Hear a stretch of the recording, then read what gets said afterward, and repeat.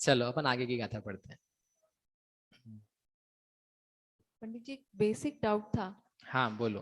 कि बंध का जो हम अध्ययन कर रहे हैं तो उससे ये इन्फरेंस निकाल सकते हैं कि हमें ये काम करने से बंद होगा कर्म का, और उदय का भी ये है कि उदय में आने पर हम कैसे रिएक्ट करते हैं उससे पता चलता है। बट ये सत्ता का अंडरस्टैंडिंग क्यों चाहिए हमें? हाँ, सत्ता का अंडरस्टैंडिंग क्यों चाहिए? तो ये बताया था मैंने, सत्ता का अंडरस्टैंडिंग चाहिए है मोक्ष तत्व के श्रद्धान के लिए। ये जो सत्ता और सत्ता के बारे में बातें बताई जा रही है, ये बताएंगे कि सत्ता कैसे नष्ट होती है। आप पूजा पढ़ते हो देवशास्त्र गुरु की, प्रथम देव अरहंत सुश्रुत वाली, पढ़ी कभी नहीं पढ़ी? पढ़ना, आप कल जाके पढ़ना, उसमें जयमाला चालू होगी। चौकर्म सूत्रे सठ प्रकृति नाशी, अभी आप पढ़ोगे, अब बोले 64 चौकर्म और 63 ये क्या चीज है, कैसे अरिहंत बन गए? उदय तो खत्म होता है, सत्ता की हम बात कर रहे हैं, 63 कर्म कौन से चले गए? तो यदि आपको पूजा पढ़नी है तो आपको क्या जानना पड़ेगा? सत्य जानना होगा कि सत्य में क्या क्या काम हो सकते हैं, उसके बारे में बताया जाता है। मोक्ष होने पर कौन कौन से कर्म कब जाते हैं? जनरली अपन ये सोचेंगे कि जैसे अप्रत्याख्यान कषाय है तो कौन से अपन गुणस्थान में, लेट से 5वें में है, तो अप्रत्याख्यान कषाय का उदय है क्या? अप्रत्याख्यान कषाय का, अभी आपने उदय विच्छित्ति पढ़ ली ना, 5वें गुणस्थान में अप्रत्याख्यान का उदय है क्या? नहीं है, तो उसका सत्य तो होगा ही नहीं वहां पर। अरे ऐसे कैसे होगा जब उदय नहीं है? तो बंद होता है क्या वहां पर? 5वें गुणस्थान में अप्रत्याख्यान का बंद है ना, बंद है ना उदय है, तो सत्ता की तो फिर कोई जरूरत है ही नहीं। कि नहीं, सत्ता तो पाई जाती है, सत्ता नहीं गई है, तो फिर सत्ता का क्या करेंगे? सत्ता का सेटलमेंट करेंगे। कब करेंगे? तो वो जब सत्य विच्छुत्ति आएगी तो आपको पता चलेगा कि कर्म नष्ट कब होते हैं, कैसे होते हैं, किन परिणामों से होते हैं। उसके अलावा जब यदि वो रखे हुए हैं कर्म, तो वहां पर क्या काम करते हैं, उनका क्या होगा, वो कैसे बदलेंगे, उन सब के बारे में भी फिर अपने को बोध पैदा होता है, विचार पैदा होता है। ठीक है, नहीं समझ में आया? कोई बात नहीं, मेरे लिए तो बहुत अच्छा हो गया। जैसे वो दूसरा जो आपने बताया था वो एक और बार बता, क्या? जैसे पहले तीर्थंकर आहार। प्रकृति का बंध तीनों संयुक्त में होता है ना, हाँ, तीनों सम्यक मत। तो फिर उपशम संयुक्त उपशम में होता है तीर्थंकर का बंध। उपशम से क्षय उपशम बन जाएगा ऐसा? हाँ, 6 उपशम बन जाए। हाँ, मानो पहले आहारक का बंद कर लिया, उसके बाद नरक गति का बंद कर रहा है, और फिर तीर्थंकर का बंद कर रहा है, ऐसी कुछ। आहारक का बंद कर लिया, फिर नरक का बंद किया, फिर तीर्थंकर का करे, तो वो आहारक और नरक का करने में तो दिक्कत नहीं है, आहारक के साथ में नरक का कर ले। लेकिन यदि नरक का कर लिया है तब उसको तीर्थंकर प्रकृति का बंध नहीं हो सकता है। नहीं, नरक बद्धायुष्क जीव है, उसको तीर्थंकर प्रकृति का बंध तो होता है। हाँ, लेकिन उसके पास यदि आहारक है तो नहीं होगा, तो ये नहीं नियम होगा। की वजह से ही कर रहे हैं, और कोई हाँ, अपन ऑप्शन नहीं। मतलब उसका टाइम, उसके परिणाम, उसका जैसे निदान बांधा जाता है, अर्ध चक्रवर्ती जैसे निदान बांधते हैं, तो उस भाव में आप सम्यक तो नहीं कर सकते, अगले भाव में भी सम्यक तो नहीं होना है। अब आपको अर्ध चक्रवर्ती आएंगे वो, और यहाँ पर हो जाए तो ठीक, नहीं तो अभी भी एक भाव और जाएगा। तो 3 भाव तक के नियम रहते हैं, उस भाव को, अगले भाव को, और उसके अगले भाव को, उसको समय लगेगा सम्यक्त होने में। तो ऐसे आहारक के साथ में गया है और नरक बांध लिया, तब वो तीर्थंकर को नहीं बांध सकता है। ठीक है, मतलब ऐसा सम्यक दृष्टि जो नरक बद्धायुष्क भी हो और आहारक की सत्ता वाला भी हो, वो तीर्थंकर प्रकृति को नहीं नहीं बांधेगा। बांधेगा, नहीं, क्योंकि उसको जाना ही पड़ेगा ना फिर उसके साथ में। हाँ, पहले गुणस्थान में जाना पड़ेगा उससे। हाँ, और पहले में फिर, अच्छा, पहले में जाना पड़ेगा मरते समय। और जैसे चौथे गुणस्थान में जैसे पल्य के असंख्यात वे काल प्रमाण, वो तो इतनी देर का तो वो है ही नहीं ना, मनुष्य भोग कर्म मनुष्य भूमि है का, इसलिए असंख्यात वर्ष की आयु नहीं है उसकी। आयु नहीं है इसलिए। ठीक है, चलिए गाथा पढ़ते हैं, 334 पढ़ते हैं अपन, तो आपको सत्व की जानकारी क्यों होनी चाहिए वो दिख जाएगा। चत्तारि विखेतायम् आउगबन्धेन होयि सम्मतम् अणुवद महवदायम् न लहै देवाउगम मोत्तुम। अब यहाँ और नियम बता रहे हैं चत्तारी भी खेताइम, चत्तारी यानी चारों भी, खेता यानी क्षेत्र को, यानी क्षेत्र संबंधी आयुओं को, गतियों को बांध, आयुग बंधेन, आयु का बंद कर लिया है, तो भी सम्मतम होई, सम्यक्त हो जाता है। सम्यक्त के होने के लिए आयु का बंद प्रॉब्लम नहीं देता है। कोई भी व्यक्ति किसी भी गति में हो, चारों गतियों में हो, तब भी आयु का बंद भी कर लिया हो, तब भी उसके सम्यक्त के होने में प्रॉब्लम नहीं है। लेकिन अणुवद महव्वदायिम, जो अणुव्रत है और महव्व यानी महाव्रत हैं, उनके लिए यदि किसी ने देवाउगम मोत्तुम, देवायु को छोड़ करके अन्य कोई भी खेताई बंधदी, कोई सी भी क्षेत्र संबंधी आयु उसने बांधी है, तो वह न लहई, अणुव्रतों को, महाव्रतों को प्राप्त नहीं कर सकता है। यानी कोई मनुष्य है तो उसने अपने भविष्य के लिए, अगले भव के लिए आयु बांध ली। कौन सी आयु बांध ली? नरक की बांध ली। तो अब क्या वो महाव्रत ले सकता है? नहीं ले सकता है। अणुव्रत ले सकता है? नहीं ले सकता है। उसने मनुष्य आयु बांध ली अगले भव के लिए, मनुष्य आयु, नरक आयु नहीं। कौन सी आयु? मनुष्य आयु। अब तो बांध सकता है, अब तो ले सकता है, अणुव्रत ले सकता है, महाव्रत ले सकता है? नहीं ले सकता है। कोई इतने तिर्यंच आयु बांध ली मनुष्य ने, तो क्या वो ले सकता है? नहीं ले सकता है। देवायु बांध ली तो वो ले सकता है? अणुव्रत महाव्रत ले सकता है मनुष्य? ले सकता है। किसी ने आयु बांधी नहीं है, अगले भव की कोई आयु नहीं बांधी है, तो क्या अणुव्रत ले सकता है? महाव्रत ले सकता है? सही में? तो आप ले सकते हो मतलब भाई अभी तो आप लोगों की आयु बंधी नहीं है, अभी 2/3 नहीं बीता है, तो अभी आप अणुव्रत महाव्रत के परिणाम से युक्त हो सकते हो। भविष्य में चले जाओ, मालूम पड़ा अंत समय तक कुछ के कुछ परिणाम कर लिए, तो संभव है कि ना भी कर पाए। तो ये नियम है कि यदि भविष्य के लिए मनुष्य तिर्यंच नरक आयु का सत्व आ चुका है, तो उसको ना अणुव्रत होने हैं ना उसको महाव्रत होने हैं। क्यों नहीं होने? ये कौन नियम करेगा? महाराज जी के पास गए, महाराज जी हमको दीक्षा दे दो, व्रत दे दो, तो महाराज जी बोले रुको एक मिनट जरा, लेट मी चेक योर कर्म स्टेटस, कि आपको कोई नरक आयु तो बंद नहीं गई है, यदि नहीं बंद गई तो हम तो आपको नहीं दे पाएंगे। तो ऐसा कोई चेक नहीं हो सकता है, ठीक है। ये भावगत बात है कि जिसके अगली बंध चुकी है आयु, तो उसके उस प्रकार के परिणाम नहीं है। परिणाम की इच्छा भी हो, लेने की भी इच्छा हो, और कदाचित कोई द्रव्य व्रत ग्रहण भी कर ले, तब भी जो भाव व्रत है, जिसको गुणस्थान 5वां 6ठा आदि कहा जाता है, वो कषाय का अभाव है अंतरंग में, वो उसके पॉसिबल नहीं है, ठीक है। जो 3 कषाय के अभाव से महाव्रत होते हैं, 2 कषाय के अभाव से देश व्रत होते हैं, वो सारी चीजें उसके पॉसिबल नहीं है। उसके बहुत ही मन में आ जाए कि नहीं हम तो व्रत लेके ही रहेंगे, ले भी ले, अब उसके दोष लगते रहे, ऊपर नीचे होते रहे, वो जो भी हो, लेकिन उसको पंचम और छठा 7वां गुणस्थान तो नहीं हो पाएगा। क्या कारण है? उस प्रकार के परिणाम विशुद्धि नहीं होती है।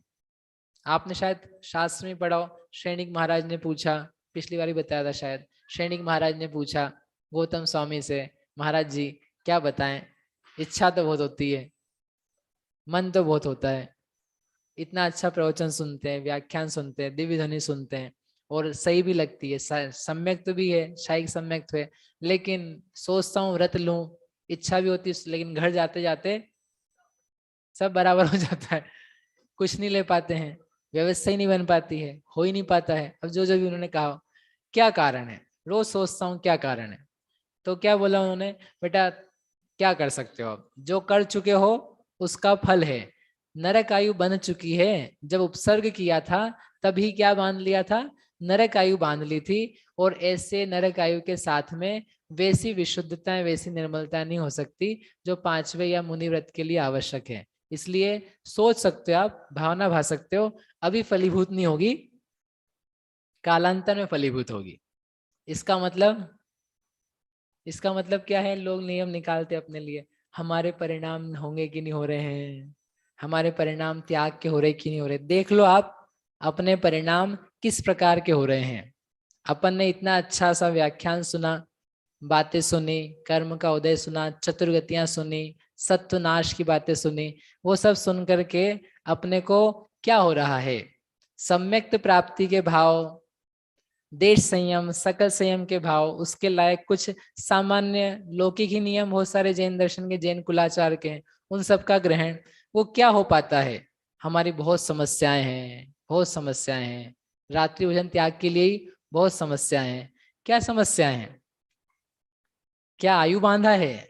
आयु तो बांधा नहीं अभी आपने, नहीं तो आपको शंका हो जाए, भैया लगता है मेरी तो,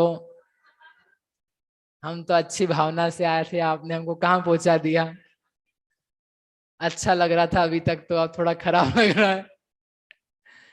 कि वो तो आपके वर्तमान के प्रमाद हैं, लेकिन उस प्रमाद को निकालने की जरूरत है। देखो प्रमाद हो जब राजा श्रेणी के ना, उससे पूछो रो रहे हैं, वो रो रहे हैं ना, दुखी है, परेशान है कि हम चाहते हैं नहीं ले पा रहे। तो महाराज ने कहा जो कर चुके अब क्या कर होगा उसका। जो अज्ञान में किया गया कार्य है उसको पश्चाताप भी करना पड़ता है और भोगना पड़ता है। तो हम क्यों ऐसे अज्ञान में कार्य करें जिनके कारण से फिर भविष्य में क्या हो, वो पछताना पड़े, फिर सोचना पड़े कि अरे हमने ऐसा क्यों नहीं कर लिया उस समय क्यों नहीं बुद्धि आ गई। समझाया तो बहुत था, सारे अवसर उपलब्ध थे, जिन मंदिर पास में था, शास्त्र प्रवचन होता था, ग्रंथ उपलब्ध थे, स्वयं पढ़ सकते थे, स्वयं को बुद्धि थी। एक भाई थे हमारे साथ, यूएस में थे, तो अच्छी बड़ी नौकरी थी, और उनको हमने बोला मंदिर है पास में, चलो अभिषेक करेंगे, पूजा करेंगे, तो कभी आ जाए हफ्ते में, महीने में एक आध बार। हमने बहुत समझाया कि देखो भाई आपको अवसर है, पास में मंदिर है, कर सकते हो आप, फिर पता नहीं अवसर मिले कि नहीं मिले, अमेरिका ऐसी जगह में मिल रहा है आपको, तो उस अनुकूलता है इतनी, और कुछ करते भी नहीं सुबह से, कर ही लो। तो कभी करे कभी नहीं करे। अब वो बाद में भविष्य में भारत में आ गए। अब वो भारत में आ गए तो ऐसे फंसे। अब वो जब मिलूं उनसे मैं, तो वो कहते हैं इच्छा तो बहुत है, इच्छा तो बहुत है, क्या करने की, अभिषेक करने की, पूजा करने की, लेकिन एक दिन नहीं जा पाए। जितनी बार वहां जा पा रहे थे इतनी बार भी नहीं जा पा रहे।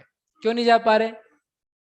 भी तुम्हें अवसर था, तुम्हें अनुकूलता थी, सहजता थी, घर के पास में पैदल चले जाओ, इतना पास में मंदिर था, कोई ज्यादा काम काज नहीं था, बस प्रमाद में, आलसी में, भोग में, सोने में, खोने में क्या कर दिया, टाइम पूरा का पूरा कंप्लीट कर दिया। अब प्रकृति ने अपने आप ऐसी चीजें ला दी। अब आप भावना भी भाव, अच्छे मन से भी सोचे कि मैं चाहता हूँ चाहता हूँ, मालूम पड़ा सुबह से ही कॉल चालू हो रहे हैं, दिन भर ही कॉल चल रहे हैं। अब आप बताओ कैसे करोगे? बताओ भैया कैसे करोगे? नहीं हमसे नहीं हो रहा है। अब शरीर तकलीफ दे रहा है, कहीं पीठ तकलीफ दे रही है, कहीं कमर तकलीफ दे रही है। कहने का आशा समझ रहे आप? अवसर मिला है, अवसर यदि आप खो दोगे आपको बाद में पछताने के अलावा कुछ नहीं हाथ में। शिविर चल रहा था, और शिविर में आप आ गए, सो आ गए, और नहीं आए राकेश जी आप पहले वाले में, तो अब भैया रिकॉर्डिंग तो गूंज रही है, तो गूंजेगी रिकॉर्डिंग, तो तुम कहाँ थे? जो समय जा चुका है वो जा चुका है, अभी आपके पास टाइम है, अवसर है, संभल जाओ। Greater the power greater the responsibility, स्थिति बंद के समय पढ़ा था अपन ने, कि जितनी आपकी शक्तियां ज्यादा है, जितनी आपकी पावर ज्यादा है, जिस पद पर आप हो, उस पद पे होने से आपकी रिस्पॉन्सिबिलिटी, आपके कर्तव्य अपने आप बढ़ जाते हैं। यदि आप कर्तव्य नहीं निभा पा रहे हो तो वो पद जो है आपके लायक नहीं है, छीना ही जाएगा, पछताना पड़ेगा फिर आपको, फिर आप रोओगे, सही में रोना पड़ेगा। मार्ग पर आने के अलावा किसी के पास कोई उपाय नहीं है। आप आ जाओ, आप 10 साल बाद आओ, क्या 50 साल बाद आओ, क्या 50 भाव बाद आओ, there is no other way out.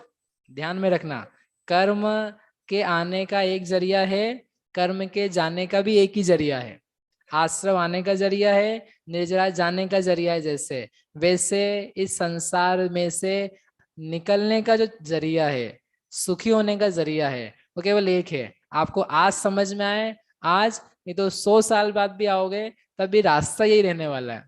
आपको खुद को ही मेहनत करनी है, खुद को आदर्श बनाना है, खुद के परिणाम निकालने हैं, खुद के चैतन्य स्वरूपी आत्म तत्व को समझना है। उसके अलावा आपके पास कोई उपाय नहीं है, कोई रास्ता नहीं पूरे विश्व में ढूंढ के आ जाना।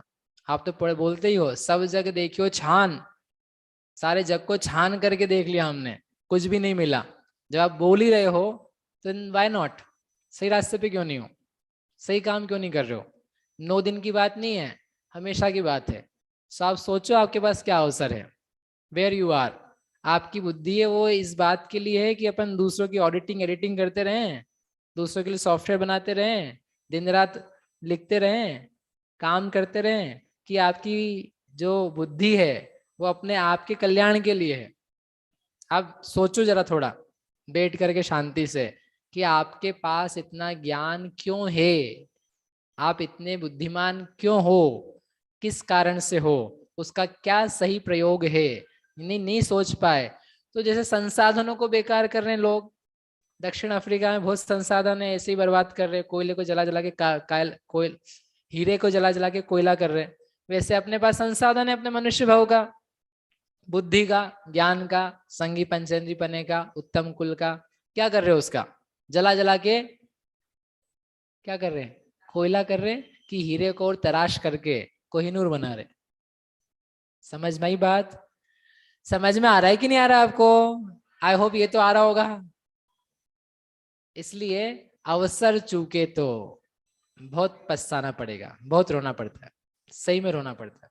आयु के अंत समय आते ना, सारा पास दिखना चालू होता है। सारा जीवन बचपन से लेकर के वृद्धावस्था तक में जो जो किया, जो जो पाप किए, सब याद आते हैं। जो जो अच्छे काम किए वो याद आते हैं। अब आप उस समय खुश रहोगे क्या उस समय डिप्रेस रहोगे? और उससे कोई बचा नहीं सकता आपको, कोई नहीं बचा सकता है। जिनेन्द्र भक्ति के अलावा आपको कोई नहीं बचा सकता है। मिल लेना अलग अलग लोगों से जाकर के। इसलिए आना तो आपको यही पड़ेगा, कुछ कर लो आप, कोई गति हो जाए। इसलिए परिणाम सुधार लो भाई। अणुव्रत महाव्रत को कौन नहीं ले सकता है? जिसके नरक आयु का देवायु को छोड़ के अन्य आयु का सत्व है, उसके नहीं हो सकती है। उसके परिणाम ऐसे निर्मल नहीं हो पाते। चलें आगे भैया। नहीं चले मतलब एक प्रश्न ये हाँ, जो मतलब जिन कर्म प्रकृतियों का उदय आता है उसका जीव के परिणामों पे इफेक्ट होता है, लेकिन जो सत्व में होती है क्या वो भी जीव के परिणाम पे अफेक्ट करती है? इसलिए ये सब उनका rules- निमित्त नैमित्तिक संबंध है। ऐसा देखो क्या है कि जो अणुव्रति है, महाव्रति है, अब वो मरण करे तो नियम से देव में ही जाए, ठीक है। अब लेकिन ये नरक आयु बांध लिए, मनुष्य तिर्यंच बांध लिए, तो उसको मर के कहाँ जाना रहेगा? उन गतियों में जाना रहेगा। तो वह देव में कैसे जाएगा? संयम जो है वह आपको देवता के अलावा कहीं नहीं पहुंचाएगा। या तो समग्र हो जाए तो मोक्ष में पहुंचाएगा, असमग्र है तो वह तीन गतियों को छोड़ के देव में पहुंचाएगा। अब यदि आपने ले लिया तो फिर वो कैसे काम बन पाएगा? आप बोलो कि लेंगे और छोड़ देंगे, लेंगे छोड़ देंगे, ऐसे नहीं हो पाएगा। लेकर के नहीं छोड़ा जाएगा इससे। ये ठीक है। मतलब भैया- कार्य होने के बाद कारण नक्की हो रहा है, ऐसा लगता है सुन के कि कार्य मतलब अन्य गति में जाना और कारण की अब उसको व्रत नहीं ग्रहण कर सकते इस प्रकार का। तो मतलब ऐसा दिख रहा है कि ये तो संबंध जितने जीव है ना उनको देख करके उन्होंने बताया कि जितने जीव 3 काल में हो गए या होने वाले हैं, जिन जिन ने देवायु को छोड़ करके कोई वायु बांध ली, तो वो लोग धारण ही नहीं किए, कर ही नहीं पाए, कारण नहीं मिले, कारण मिलने पर भी नहीं कर पाए, उनके भाव नहीं हो पाए। तो वो सब जीवों को देख करके उन्होंने नियम बताया। तो उससे हमने ये बात कर ली कि जिसके होता है बांध लेता है तो वो नहीं ले सकता है। बाकी वो कर्म के सत्व में इस प्रकार की चीज दिखाई दे रही है। ठीक है भैया हाँ। क्या ऐसा पॉसिबल है कि कोई जीव अभी भावलिंगी मुनि बन गया, हम्म आयु नहीं बंधी और भावलिंगी मुनि बन गया और फिर वो वहां से गिर गए और फिर पहले गुणस्थान में आ गए और फिर आयु बांध ली नरक की, फिर नरक हाँ वो चले हो गए? सकता है। वो पॉसिबल? आयु बंधे बिना व्रत धारण कर ले, मुनि व्रत हो जाए और फिर च्युत होकर के उसी भाव में वह अन्य गति में नरक वगैरह में चला जाए। इसके बहुत सारे मतलब जो अंतर स्पर्शन वगैरह निकालते हैं उसमें तो खूब सारे कथन है, वो सब पॉसिबल। ये भवनत्रिक के लिए थोड़ी लागू होगा ये, अगर उसने आयु बांध ली भवनत्रिक वाली तो वो भवनत्रिक की आयु भी बांध ली हो अणुव्रत- तो वो आयु बाद में उत्कर्षित हो जाएगी, उसमें कोई प्रॉब्लम अणुव्रत नहीं है। महाव्रत धारण कर सकता हाँ है। ले सकता है, क्योंकि जो आयु ना देव आयु है वो, तो देव आयु में भी एक्सटेंशन और अपकर्षण जो है वो पॉसिबल है।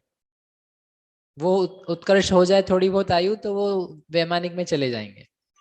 लेकिन यदि आयु टाइप ही बदल गया है, देवायु के अलावा नरक आयु हो गई है, तो उसको कन्वर्ट नहीं कर सकते संक्रमण के नियमों के कारण से। द्रव्यलिंग भी मना ही करेंगे। द्रव्य लिंग के लिए कोई वो नहीं है, मना नहीं है। द्रव्य लिंग किसी को धारण करना हो, जैसे नीच गोत्र के लिए बात आई थी, अब किसी ने धारण कर ही लिया तो कर लिया तो कर लिया। तो यहाँ अणुव्रत मतलब पंचम गुण स्थान। पंचम गुण स्थान, जब हम यहाँ बात ही कर रहे हैं तो पंचम की बात कर रहे हैं। अणुव्रत यानी बाहरी व्रत के लिए नहीं है, ठीक। महाव्रत यानी के लिए द्रव्य लिंग नहीं है, भाव सहित लिंग की बात है। भैया हाँ देवी, इसमें जो अपन ने एग्जाम्पल दिया था, तो अपन ने कहा था नरकायु का बंद करके और फिर शायुक्षमिक प्राप्त करके और फिर नरक जा सकता है, मतलब पहले गुण स्थान में। तो क्या वो त्रियंच पर्याय में और एक इंद्रिय उन सब में भी जा सकता है क्या, तीर्थंकर प्रकृति के साथ? नहीं नहीं, तिर्यंच के साथ में तो अभी आगे जब अपन मार्गणाओं को उठाएंगे तो तिर्यंच गति के साथ में तीर्थंकर का सत्व तो होता ही नहीं है, तिर्यंच में तो पॉसिबिलिटी नहीं है। ये तो केवल एक स्पेशल केस है, बस यही केस है, इसके अलावा और कोई संभावना नहीं है। मिथ्यात्व गुणस्थान में तीर्थंकर प्रकृति के होने के ओनली दो ही ऑप्शन है, मरते समय मनुष्य, पैदा होते समय नारकी, वो भी पहला दूसरा तीसरा नरक, इन तीन जगह, इसको छोड़ के अन्यत्र नहीं हो सकता। भैया उत्कर्षण अपकर्षण आयु में वो अपकर्ष कालों में ही होगा या अन्य समय हाँ में अभी भी हो अपन चौथा अधिकार पढ़ेंगे तब वो 10 कारण आएंगे तब करते हैं, बट उत्तर ये है कि अपकर्षण कभी भी होता है, उत्कर्षण अपकर्ष काल में होता है। लक्ष्मण जो नरक में जाके उनको तीर्थंकर प्रकृति अभी मतलब बंध रही है? नहीं बंध रही है, बंध नहीं रही है। अभी टाइम है उनके तीर्थंकर होने में। रावण लक्ष्मण को छोड़ दो, श्री कृष्ण की बंध रही है। हाँ तो उनको छायिक सम्यक्त्व नहीं है, नहीं है, छायोपशमिक है। तो प्राप्त तो वहीं करेंगे या यहाँ? नहीं, यहीं पे करेंगे। यहीं। नरक में छायिक नहीं होता है, तीनों ही गतियों में नहीं होता है, मनुष्य को ही होता है। चालू मनुष्य करता है, अभी ये भी आएगा तीसरे अधिकार में, कंप्लीशन वहां पे हो सकता है।